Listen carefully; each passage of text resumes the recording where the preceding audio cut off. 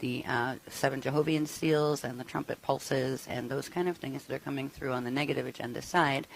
There's a whole series of diagrams that are structured on this. This is an interesting diagram, and it's just meant to show the inorganic fall seal sets of the Panclara spectra, external chelantic, the 7 Thea seal sets of the Gonfal underworld matrix, fatally, and the corresponding phantom fall matrix, 7 Jehovian seal sets.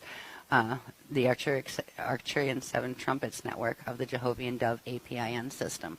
So this information in more detail will be covered in KDDL4, but it's showing you it's an interesting construct. This was quite the format, the graph base to put together, because here you have from December 9th of 2009, these are dates running all the way up to November of 2027. You'll also notice there's a dimensional scale here, where D1, D2, D3, it's actually D1, D1.5, D2, D2.5.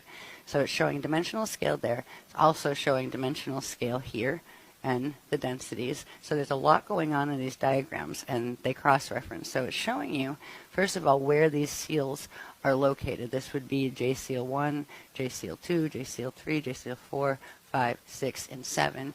These are the Jehovian seals. These are part of the Arcturian complex, which we'll get into. There's tons of information on these guys too. Whose are these? Whose are those? The ones up here correspond with the organic Panclara 15-dimensional EM spectrum.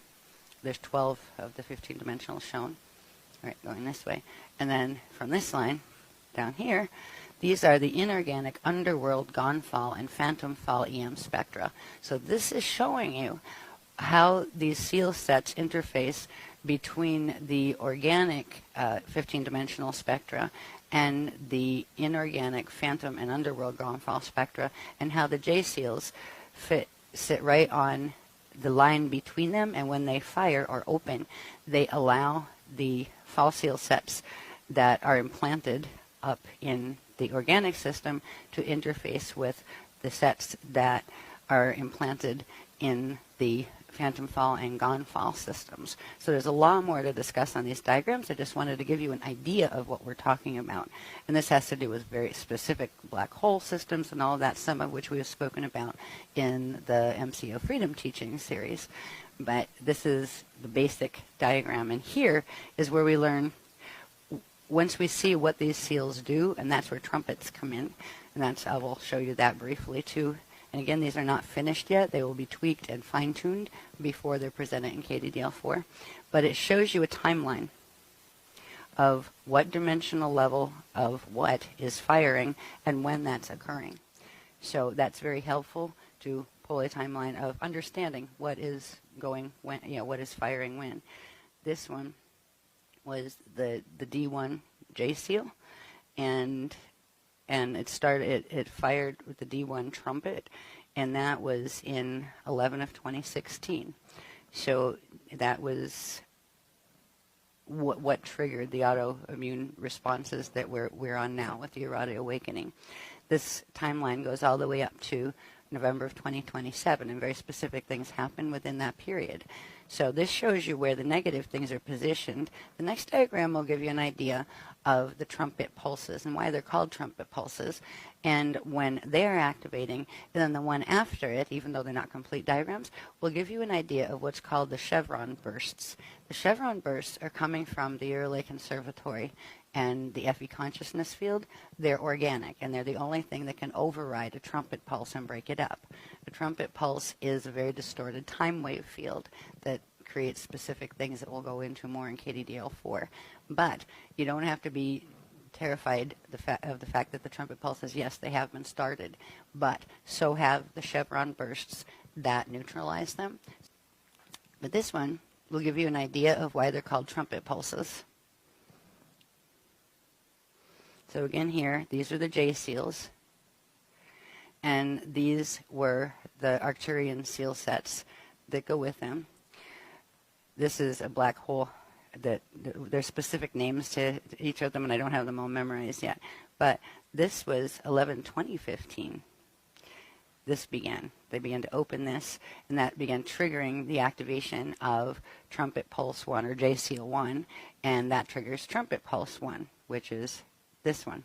This one is, see, this diagram isn't quite finished yet. This part is actually in correction right now on the table. But each one of these represents a dimensional pulse. It's connecting a JSEAL to the other seals that run in front of it. And what it does is it takes the dimensional spectrum and force blends it with, unnaturally, with the next dimension up, the next dimension up. What it does is it forms literally a trumpet-shaped time wave distortion field, and progressively each seal will fire and create one of the trumpets, and each trumpet gets bigger and bigger until you get to the 7th seal, and then at that point it links a black hole system that's on the end of that we'll get into the specifics of in KDDL4 with the one that started it here. And it's very, very specific data of how these things work up there and out there in the universal ethers. But this gives you an idea of why they're called trumpets, big trumpet pulses, because they do look like a trumpet waveform. And again, here are the dates when each of these, they come out, they fire, and then they expand and hit their largest point, and where they hit their widest point, where the wave expands like the mouth of a trumpet, that is the point where they begin to reverse the corresponding dimensional shield. So there is remedy to this that are called the chevron bursts. Next one, please.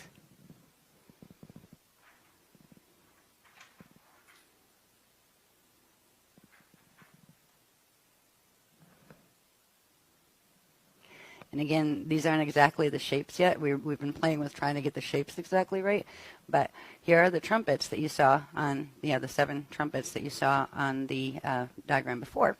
These would be the chevron bursts. And what they do is they actually break up. They interface. They fire at a certain time.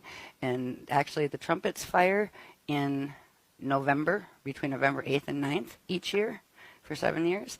And the chevron bursts fire they start the following May, Hitharo, of the following year. So you have a November trumpet, and then you have a May chevron. And then by the time the next November trumpet hits, that chevron, the first chevron that went, gets bigger, and it overrides and breaks up the trumpet pulse before it. So there's a whole sequence of activations that take place here, and this is why right now the Guardians are considering the Storms of the Century invisible war drama. It's still relatively invisible, but it is hot now because the trumpets and the chevrons are running, and they will go from when this all started. Actually, in 2015, they opened that wormhole, but then November of 2016 is when Trumpet 1 fired and the progression started. So this will be going all the way up until the 7 trumpets are done in November of 2013. So we'll be progressively, they'll fire their trumpets, and we'll fire the chevron bursts that progressively clear the trumpets. So we're going to be having a little bit of a roller coaster in frequency in the planetary grids for the next 7 years.